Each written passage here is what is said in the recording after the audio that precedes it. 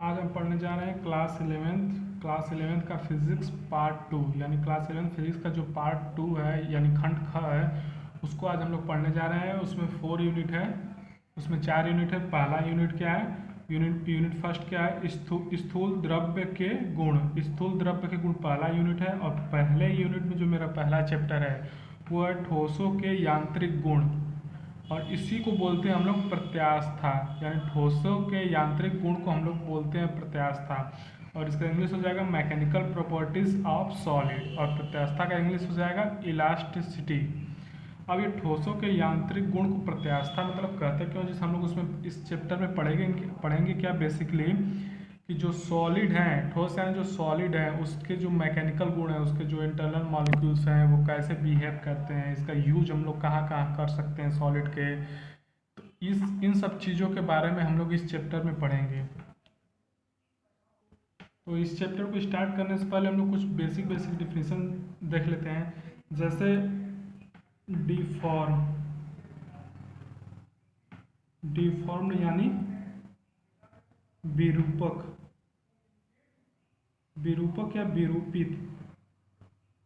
अब इसका मतलब क्या है? जैसे अभी तक हम लोग क्या जानते हैं कि अगर ये कोई ऑब्जेक्ट है यानी ये कोई वस्तु है, अगर इस पर हम लोग फोर्स लगा रहे हैं, ये कोई ऑब्जेक्ट है और इस पर अगर हम लोग फोर्स अप्लाई कर रहे हैं, फोर्स लगा रहे हैं, तो ये क्या करेगी? या तो ये मोशन में आएगी या मोशन में आने का प्रयास करेगी, यानी ये चलने लगेगी। तो फोर्स को हम लोग बेसिकली जानते हैं कि अगर किसी वस्तु पर हम फोर्स लगाएं तो या तो वो मोशन में आएगी या तो मोशन में आने का प्रयास करेगी। लेकिन यहाँ पर चीज़ें मतलब यहाँ पर कुछ चीज़ें डिफरेंट हो जाएंगी। जैसे कि अब यहाँ पर अगर यही मान लीजिए सॉलिड हमारी कोई बॉडी है, कोई हमारी ये बॉडी है, अब इस पर हम लोग फोर्स लगा रहे हैं, वही फोर्स लगा रहे हैं, तो अब यहाँ पर क्या, अब इस चैप्टर में हम लोग क्या पढ़ेंगे कि ये जो फोर्स लगा रहे हैं इस बॉडी पर, अब ये मोशन नहीं आएगी, इसके इसके लेंथ में यानी लंबाई चौड़ाई मोटाई, इसके लेंथ यानी डायमेंशन में कुछ ना कुछ चेंजेस होंगे। ठीक, बेसिकली हम बोल सकते हैं कि इसकी आकृति आकार या स्थिति में कोई परिवर्तन होगा। यानी अब जो हम फोर्स लगाएंगे वो बॉडी में कुछ ना कुछ चेंजेस करेंगे। उसके लेंथ में चेंज हो सकता है, जैसे मान लीजिए यहाँ से हम फोर्स लगाएं तो उसके कुछ लेंथ में चेंज हो गया, कुछ ब्रीथ में चेंज हो गया, कुछ उसका थिकनेस चेंज हो गया। तो वो जो चेंजिंग होता है उसी को हम लोग बोलते हैं डिफॉर्म्ड, यानी जो ऑब्जेक्ट है यानी जो बॉडी है उसका डिफॉर्मेशन हो गया, यानी वो विरूपित हो गई। ठीक, और जो ये फोर्स है इस फोर्स को हम लोग बोलेंगे डिफॉर्म्ड फोर्स, डिफॉर्म फोर्स यानी विरूपक बल। ठीक, इस फोर्स को हम लोग क्या बोलेंगे? विरूपक बल। यानी जो फोर्स हम लोग लगा रहे हैं, जिस फोर्स की वजह से हमारे ऑब्जेक्ट की आकृति आकार या स्थिति में कोई परिवर्तन होता है, तो उस फोर्स को हम लोग बोलते हैं डिफॉर्म फोर्स यानी विरूपक बल। और जो चेंजिंग होता है, जैसे सिंपल सा हम लोग कोई बॉडी लेते हैं, कोई बॉडी है, अगर उस पर फोर्स लगा रहे हैं उसके लेंथ में, जैसे मान लीजिए कोई रबर है, ठीक, तो रबर को अगर हम लोग खींचें या उसको दबाएं तो उसमें क्या होगा कि उसके लेंथ में कुछ ना कुछ चेंज होगा। तो जो लेंथ में चेंज है उसके शेप में चेंज है, तो उसमें हम लोग क्या बोल सकते हैं कि बॉडी हमारी जो है वो डिफॉर्म्ड हो रही है। ठीक, बेसिकली हम सिंपल सा एक लाइन में बोल सकते हैं कि अगर बॉडी हमारी, अगर बॉडी की डायमेंशन, डायमेंशन यानी लंबाई चौड़ाई ऊंचाई, डायमेंशन चेंज हो रही है, डायमेंशन चेंज हो रही हो तो बॉडी डिफॉर्म्ड होती है, बॉडी को डिफॉर्म्ड हम बोल सकते हैं। और जिस फोर्स की वजह से होती है, मतलब जो फोर्स हम अप्लाई किए हैं डिफॉर्म करने के लिए, वही फोर्स हमारा हो जाएगा डिफॉर्म्ड फोर्स, डिफॉर्म्ड फोर्स। ठीक, डिफॉर्म फोर्स सिंपल सा इसका हम लोग बस याद रखेंगे डिफॉर्म फोर्स होता क्या है, क्योंकि इस जो चैप्टर में हम लोग पढ़ेंगे, इस चैप्टर में जो भी हम कुछ पढ़ेंगे सारा चीज़ हमारा डिपेंड रहेगा डिफॉर्म फोर्सेस पर। अब यहाँ फोर्स हम नहीं लगाएंगे, हम लोग डिफॉर्म फोर्स लगाएंगे, हम लोग बॉडी को विरूपित करेंगे, उसका डायमेंशन चेंज करेंगे। ठीक, तो डिफॉर्म फोर्स हम लोग समझ गए क्या होता है, जो ये फोर्स है यानी जो इसका शेप चेंज कर रहा है वो हमारा डिफॉर्म फोर्स हो गया। ठीक, अब इसका जो बेसिक टॉपिक है वो स्टार्ट करते हैं। जो इसका चैप्टर का पहला टॉपिक है प्रत्यास्थता, प्रत्यास्थता, इसकी इंग्लिश हो जाएगी इलास्टिसिटी, इलास्टिसिटी। ठीक, अब ये चीज़ होती क्या है इलास्टिसिटी। ठीक, तो अभी हम क्या बोलें कि जैसे कोई फोर्स हम लोग लगाएं, ठीक, और वस्तु का जो डायमेंशन चेंज हुआ, ठीक, तो वो हमारा जो फोर्स होगा वो क्या हो गया, हमारा डिफॉर्म फोर्स। अगर हम वस्तु पर फोर्स लगाएं तो वस्तु भी हमारे ऊपर कोई ना कोई फोर्स लगाएगी, उस फोर्स का अपोज करेगी। मतलब कोई वस्तु पर अगर हम लोग ये फोर्स लगा रहे हैं, एफ अगर किसी वस्तु पर, ये हमारा कोई वस्तु है, ऑब्जेक्ट है, ये हमारा कोई ऑब्जेक्ट है, इस ऑब्जेक्ट पर अगर हम यह फोर्स लगा रहे हैं तो ये ऑब्जेक्ट भी इस फोर्स का अपोज करेगी। ठीक, सिंपल सा न्यूटन का थर्ड लॉ हम जानते हैं कि क्रिया प्रतिक्रिया का नियम। तो जितना फोर्स लगा रहे हैं ये, और ये वस्तु भी उतना ही फोर्स लगाएगी अपोज करने के लिए, इस फोर्स का विरोध करने के लिए। ठीक, तो अब इससे होगा क्या, मतलब हम लोग फोर्स लगाएं एफ, इसको हम लोग डिफॉर्म किए, मतलब इसके लंबाई में हम लोग चेंज करना चाहते हैं, लेकिन हाँ ये वस्तु उसका विरोध कर रही है। ठीक, तो अब लंबाई में चेंज होगा कि नहीं होगा ये चीज़ हम लोग देखेंगे। तो ये जो ऑब्जेक्ट इस पे अपोज फोर्स लगा रहा है उससे क्या इफेक्ट करता है। जैसे हम समझते हैं कि ये कोई स्प्रिंग है, ठीक, ये स्प्रिंग है।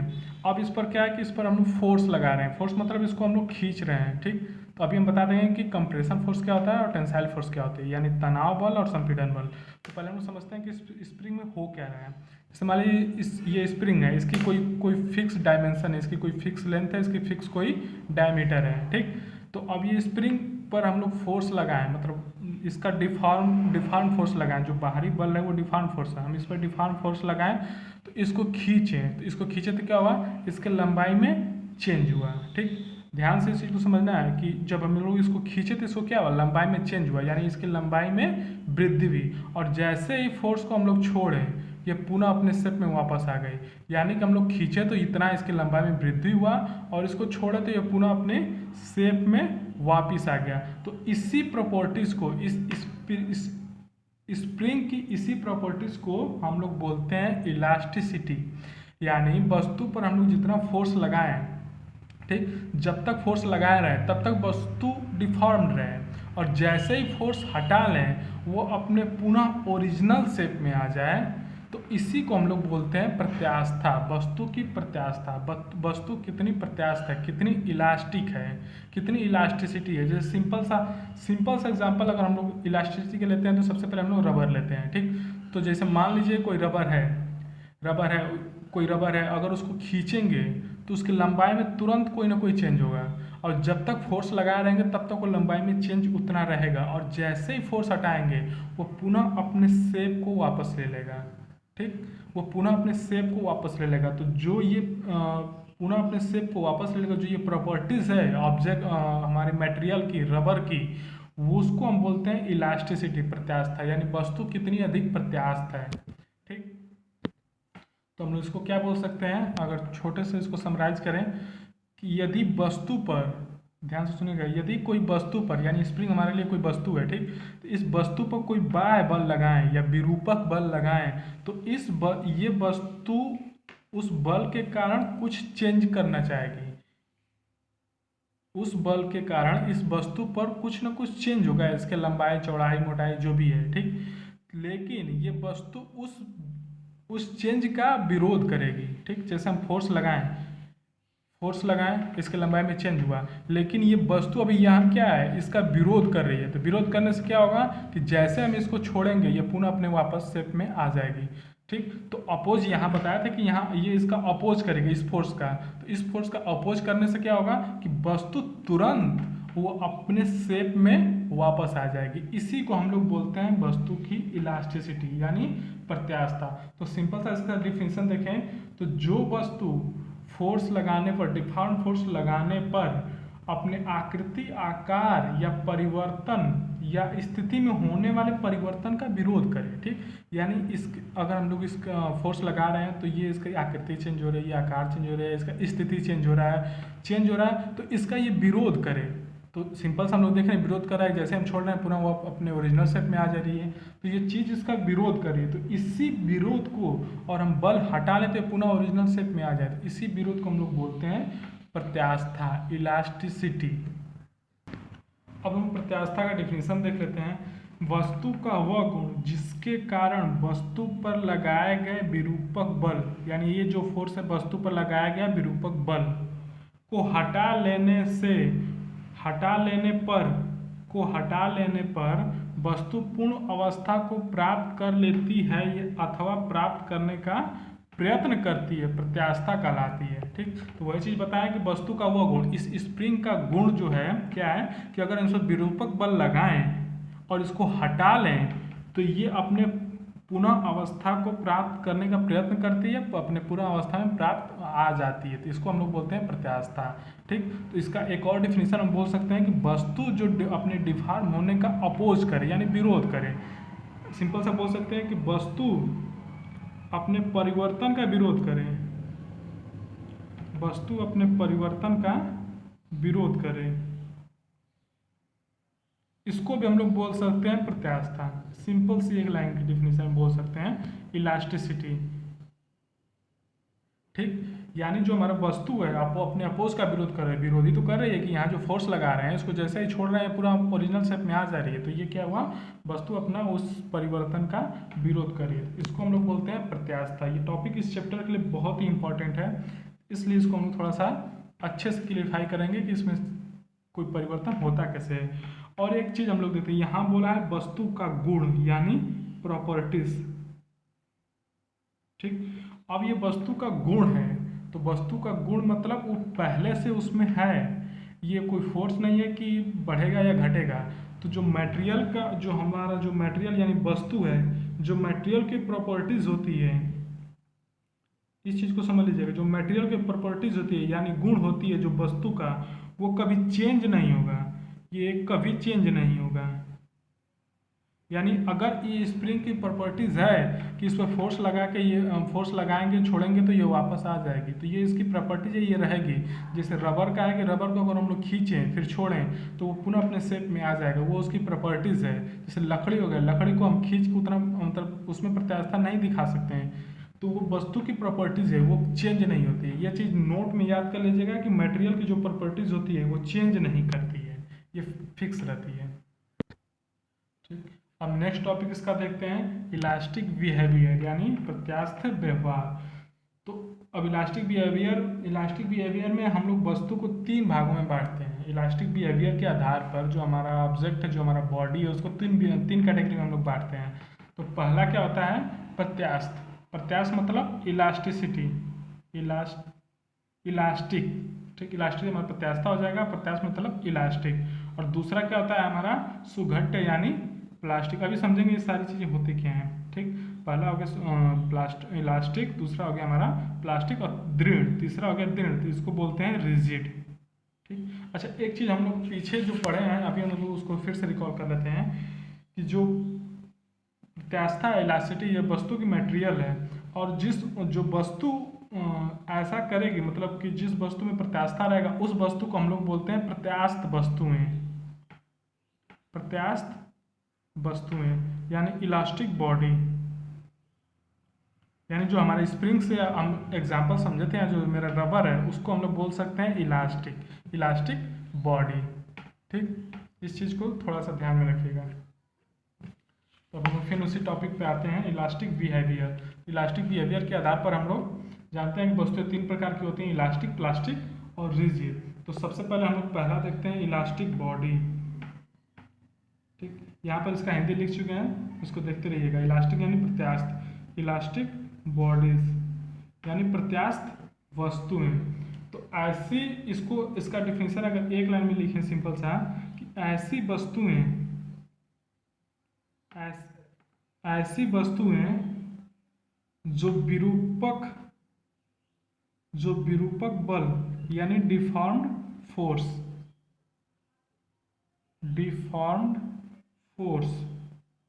को हटा लेने पर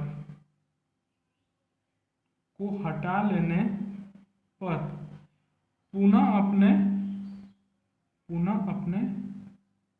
प्रारंभिक यानी ओरिजिनल शेप, ओरिजिनल शेप को प्राप्त कर लेती हैं, ओरिजिनल शेप को प्राप्त कर लेती हैं, इलास्टिक बॉडी कहलाती हैं। ठीक, तो अभी ये चीज़ हमें अभी पीछे बताएं जस्ट अभी कि ऐसी वस्तुएं जो विरूपक बल को हटा लेने पर पुनः अपने प्रारंभिक शेप में वापस आ जाती हैं तो वो इलास्टिक बॉडीज कहलाती हैं। ठीक, मतलब जो हमारा रबर हो गया, स्प्रिंग हो गया, अगर उस पर हम फोर्स लगाएं, और फोर्स मतलब यानी डिफॉर्म फोर्स, पहले हम बोले कि इस चैप्टर में हम लोग फोर्स नहीं डिफॉर्म फोर्स की बात करेंगे। तो डिफॉर्म फोर्स हम बताएं क्या होता है। तो डिफॉर्म फोर्स को हटा लेने पर, यानी जो फोर्स हम लगाएं वस्तु का डिफॉर्मेशन करने के लिए, यानी इस स्प्रिंग पर जो हम फोर्स लगाएं इसका डिफॉर्मेशन करने के लिए, इसको हटा लेने पर या पुनः अपने ओरिजिनल शेप में आ जाती है, तो ऐसी वस्तुएं हमारी इलास्टिक वस्तुएं होती हैं, यानी इलास्टिक बॉडीज होती हैं। ठीक, दूसरा हम समझते हैं प्लास्टिक हम सिंपल सा जानते हैं कि प्लास्टिक होता क्या है, सब लोग जानते हैं कि प्लास्टिक बॉडीज होती क्या है, लेकिन अब उसको साइंस के थ्रू कैसे हम लोग डिफाइन करेंगे ये देखते हैं इस चैप्टर में। प्लास्टिक बॉडीज को हम लोग कैसे बोलते हैं।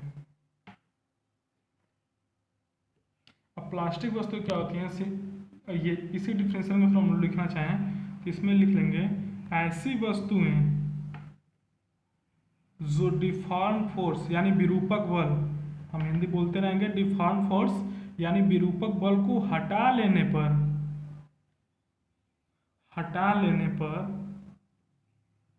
पर अपने ओरिजिनल शेप यानी प्रारंभिक अवस्था, ओरिजिनल शेप में आने का प्रयत्न नहीं करती, ओरिजिनल शेप में आने का प्रयत्न नहीं करती। प्लास्टिक बॉडीज कहलाती हैं, यानी प्लास्टिक वस्तुएं कहलाती हैं। इस चीज़ को यहाँ ध्यान समझिए। इसमें क्या था कि ऐसी वस्तुएं जो विरूपक बल को हटा लेने पर अपने ओरिजिनल शेप को प्राप्त कर लेती हैं। ठीक, जैसे ही हमारा बॉडी वही है ओरिजिनल, जैसे यहाँ प्लास्टिक बॉडीज का डिफिनेशन को थोड़ा देख लेते हैं कि ऐसी वस्तुएं जो डिफॉर्म फोर्स को हटा लेने पर अपने ओरिजिनल शेप में आने का प्रयत्न नहीं करती हैं, प्लास्टिक बॉडी कहलाती हैं। तो इसका मतलब क्या हुआ कि जैसे अभी तक हम लोग क्या देखे थे, इलास्टिक बॉडी, कि हम लोग फोर्स हटा ले रहे थे, वस्तु अपने ओरिजिनल शेप में आ रही थी। इसमें क्या है कि जो हम फोर्स लगाएं, जो उसमें डिफॉर्मेशन हुआ, जो उसमें चेंज हुआ, अब वो पुनः अपने वापस नहीं आएगा, पुनः अपने ओरिजिनल शेप में बॉडी नहीं आएगी, तो उसमें उसको बोलेंगे प्लास्टिक बॉडी। जैसे मान लीजिए कि हमारा पेन हो गया, पेन कोई हमारी प्लास्टिक बॉडी है, इस पर हम फोर्स लगाएं, ठीक, इस पर फोर्स लगाएं, डिफॉर्म फोर्स लगाएं, इस पेन का डिफॉर्मेशन हुआ, यानी इसकी लंबाई में कोई चेंज हुआ। अब ये पेन क्या है कि अपने ओरिजिनल शेप को रिगेन नहीं करेगा, यानी ओरिजिनल शेप को पुनः प्राप्त करने का प्रयास नहीं करेगा, जो इसमें चेंज हो गया वो चेंज हो गया। तो ऐसी बॉडीज को हम लोग बोलेंगे प्लास्टिक बॉडीज। और इस बॉडी में डिफॉर्मेशन कैसा होता है, हमारा प्लास्टिक डिफॉर्मेशन होता है। इसमें कैसा हमारा होता है, इलास्टिक डिफॉर्मेशन होता है। इस बॉडी में हमारा इलास्टिक डिफॉर्मेशन होता है, यानी इलास्टिक ही रहेगी बॉडी, और इसमें हमारा परमानेंट डिफॉर्मेशन हो जाता है। परमानेंट डिफॉर्मेशन को ही प्लास्टिक डिफॉर्मेशन भी बोलते हैं। ठीक, कि वस्तु हमारी जो है हमेशा के लिए चेंज हो गई, हमेशा के लिए उसका डायमेंशन चेंज हो गया। ठीक, अब तीसरा हम लोग देखते हैं रिजिड बॉडी। रिजिड बॉडी क्या है कि ऐसी वस्तुएं जिनकी अपनी एक निश्चित शेप है, साइज हो, ठीक, तथा उन पर डिफॉर्म फोर्स लगाने पर उनके कणों के बीच कोई सापेक्ष परिवर्तन न हो, रिजिड बॉडी कहलाती है। यानी जैसे कोई हमारी रिजिड बॉडी है, जैसे मान लीजिए कोई स्टोन हो गया, कोई लकड़ी हो गई, कोई भी हमारा जो रिजिड बॉडी है, ठीक, यानी दृढ़ पिंड जो है हमारा, अगर उस पर हम लोग फोर्स लगाएं, डिफॉर्म फोर्स लगाएं, तो डिफॉर्म फोर्स जो हम लगा रहे हैं, लेकिन वो जो डिफॉर्म फोर्स है उसके लगाने का जो बॉडी का, जैसे मान लीजिए कि ये कोई हमारी सॉलिड बॉडी है, सॉलिड बॉडी यानी रिजिड बॉडी है, ठीक, इसका ये मॉलिक्यूल्स हैं, ठीक, इस पर हम लोग कोई फोर्स लगा रहे हैं, कोई हम डिफॉर्म फोर्स लगा रहे हैं, ठीक, जो हमारा एफ है डिफॉर्म फोर्स है, इसको हम लगा रहे हैं। इसके लगाने पर इसके जो ये मॉलिक्यूल है, यानी जो इसके आंतरिक कण हैं, इनके सापेक्ष में कोई परिवर्तन ना हो। जब इनके सापेक्ष में कोई परिवर्तन नहीं होगा तो कोई चेंज नहीं होगी। जैसे इलास्टिक में था, इनके कणों के बीच में सापेक्ष परिवर्तन था, तभी वो लेंथ लंबाई में चेंज हो रही थी, नहीं होता तो नहीं होता। तो दृढ़ पिंड में क्या है, रिजिड बॉडी में क्या है कि हम जो विरूपक बल लगा रहे हैं, इसके जो इंटरनल मॉलिक्यूलर हैं, यानी इनके आंतरिक जो कण हैं, उनके बीच में कोई सापेक्ष परिवर्तन नहीं हो रहा है। ये जो दोनों हैं वो फिक्स हैं, बाकी सब ऐसे ही फिक्स हैं, जितने एक दूसरे के सापेक्ष में सब फिक्स हैं, वो इनका जो पोजीशन है वो चेंज नहीं हो रहा है। तो ऐसे पिंड को हम लोग बोलते हैं रिजिड बॉडी। तो वही लिखा है कि डिफॉर्म फोर्स लगाने पर उनके कणों के बीच कोई सापेक्ष परिवर्तन ना हो, यानी इनके कणों के बीच कोई सापेक्ष परिवर्तन नहीं होगा, तो हम लोग बोलते हैं ऐसी बॉडीज को रिजिड बॉडी। अब हम नेक्स्ट टॉपिक देखते हैं, प्रत्यास्था की सीमा, यानी लिमिट ऑफ इलास्टिसिटी। इस चीज़ को समझना है कि इसमें लिमिट की इलास्टिसिटी क्या होती है, किसी वस्तु का कितना लिमिट है कि वो वस्तु इलास्टिक है, कितने पॉइंट तक इलास्टिक है, कितने फोर्स तक इलास्टिक है, इस चीज़ को हम लोग समझते हैं। जैसे इसमें क्या है कि जैसे ऐसे समझिए,